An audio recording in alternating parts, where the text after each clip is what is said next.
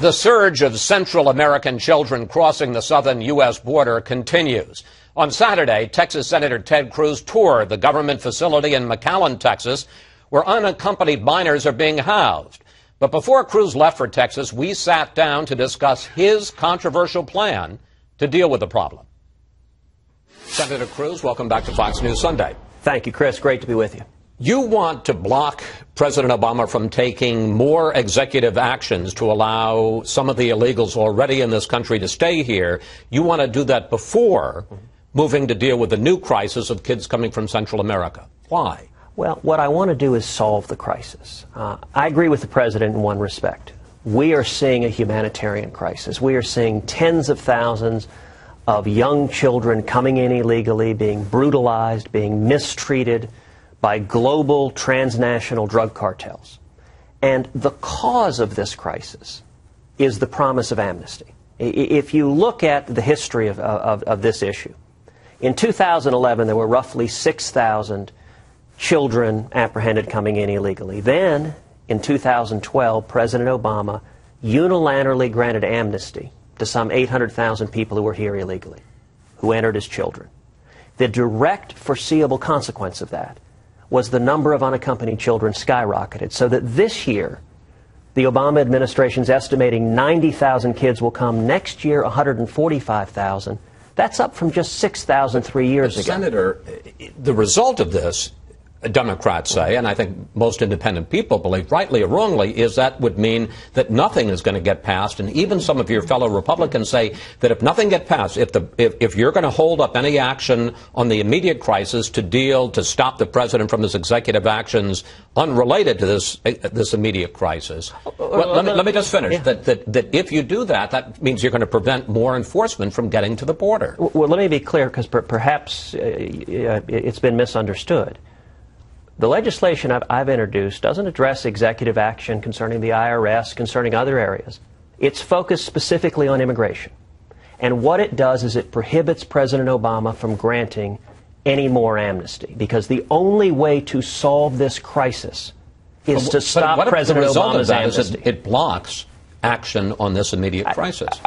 I don't want to block action. What I want to do is have action that fixes the problem. If we pass a bill, let's take President Obama's proposed bill, $3.7 billion, does nothing to solve the problem. Well, I mean, let's say you took that and they've indicated they are willing to consider also adding a change to the 2008 law, the Wilberforce law, and to enforce the idea that all of these unaccompanied children would get a hearing in 7 days. Why isn't that enough? But, Chris, that wouldn't solve the problem. You know, one of the things the Obama administration is trying very hard to do is blame this crisis on the 2008 law. And it's not complicated why. There's nothing the Obama administration enjoys more than blaming problems on President George W. Bush. And since the 2008 law was signed by Bush, they can blame it all on him. The problem with that theory is when the law was passed in 2008, we didn't see the number of children coming in skyrocket. It didn't skyrocket in 2009, didn't skyrocket in 2010, didn't skyrocket in 2011. The cause of this crisis is not the 2008 law.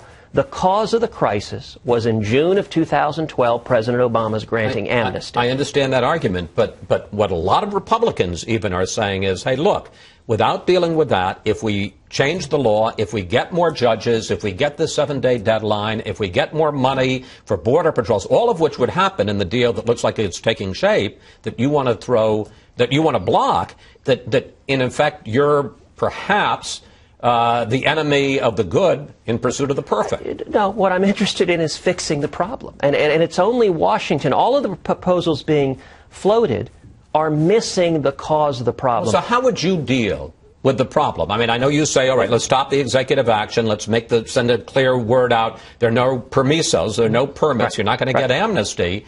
But is that going to deal with the problem? Well, yes, and let's be clear. You know, one of the things in the course of a lot of debates in Washington is that, sadly, they're fact-free. Several weeks ago, the Border Patrol did a confidential study. They interviewed over 200 people who had come here illegally. They asked, why are you coming? And a whistleblower passed this report on to the Senate Judiciary Committee. 95% of those coming in said, we're coming because we believe we'll get amnesty. We believe we'll get, as you said, a permiso.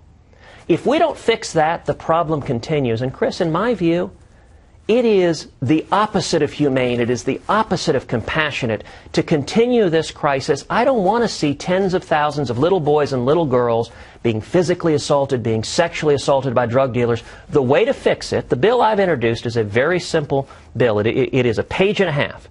And it simply says the president cannot grant amnesty going forward. It prohibits the president from granting amnesty. When you say amnesty, from allowing these deferred deportations? From refusing to enforce our immigration laws. Okay. We've got immigration laws, and the reason that is going straight to the source. I mean, look, so much of Washington ignores what causes a problem, and Washington likes to say, well, we passed a bill. If the bill doesn't fix the problem, then it's not helping the children. The objective here should be to help the kids, and the way you help the kids is you eliminate the magnet, which is President Obama's amnesty. Some Democrats say, you talk about helping the children, that this is a humanitarian crisis above all else, and the key is to help the children. Senate Democratic leader Harry Reid blames you, attacked you this week, saying radical Republicans are trying to hold these kids ransom, and then he said this. Had we done comprehensive immigration reform, we wouldn't be having this issue. And everyone here, the border is secure. Senator, your reaction?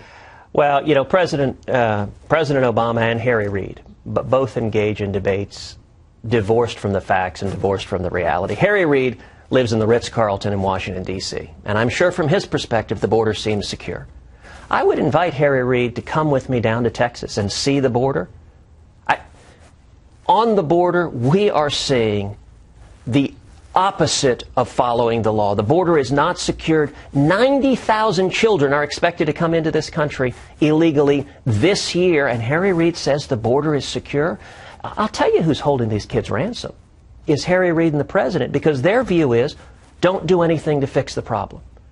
He mentions comprehensive immigration reform. The Gang of Eight bill is one of the causes of this problem, because what the kids are saying is they're coming because they believe they'll get amnesty. Part of the Gang of Eight bill was promising them amnesty. You keep talking about helping the kids. One question I have is, how do you help the kids? I understand how it helps the United States not to allow them to come into this country. How does it help the kids to just say, hey, you've got to stay in Central America? You talk about the violence in Central America, the murder rate in some of these countries. I'm not saying it's our responsibility to help the kids, but it doesn't help the kids. Because a child being entrusted to a vicious drug dealer is being horrifically mistreated. You know, several weeks ago I was down at Lackland Air Force Base, where there are about 1,200 children being kept there. And a senior official there described to me how these drug dealers, they have these kids, and sometimes in the process of bringing them illegally to this country, they hold them for ransom. And they reach out to the families, they say, send more money. And if families won't send money, horrifically, they're cutting off body parts and sending it back to the families, and they're forcing little boys and little girls, they're putting a gun to the back of their head. And they're saying, cut off the fingers, cut off the ears of another child, and if the child refuses, they're shooting and killing that kid. And what this senior official said is we're having kids arrive here. Some of them are maimed, have been through horrific torture, and others have enormous psychological trauma from being forced to carry that out on pain of death. Continuing this regime where tens of thousands of kids are being brutalized by drug dealers is not humane, it's not compassionate, and that's what Harry Reid and the Democrats want to do. They don't want to fix the problem. They want to keep having children come in a situation where they're brutalized. That doesn't make any sense, and it's not consistent with rule of law. Senator, we've got about 2 minutes left. I want to get into one last issue with you. Let's talk about the Malaysian airliner. President Obama condemned the shoot-down. He has called on Vladimir Putin to stop helping the separatist rebels in eastern Ukraine. But as we talk, and we're talking on Friday afternoon, he has not announced any new action against the Russians. How would President Cruz handle Vladimir Putin and the situation in Ukraine? Well, the facts are still developing, and our prayers are all with the families of those who were murdered on that airline. What we appear to know right now is it appears to have been a Buk Russian missile that took out that passenger airline, that murdered those people. And that kind of technology is not randomly found on the streets. That likely found its way into the hands of Russian rebels and Russian separatists in Ukraine because of Putin's direct involvement. So how would you get Putin to stop? We should do a number of things. One, we need vigorous sanctions. We need sanctions that target the Russian energy sector, the Russian financial sector, that put serious consequences for what Putin is doing. Two, we should immediately reinstate the anti-ballistic missile batteries in Eastern Europe that President Obama canceled in 2009 in an effort to appease Russia. And three, we need to open up the export of liquid natural gas, which will help liberate Ukraine and Eastern Europe and will also impose real financial penalties on Russia and will create jobs and economic growth back here. That's what leadership would look like, standing up to Putin instead of demonstrating weakness, because when Putin sees weakness, he demonstrates over and over again aggression and willingness to go after others. Senator Cruz, thank you. Always good to talk with you, sir. Thank you, Chris.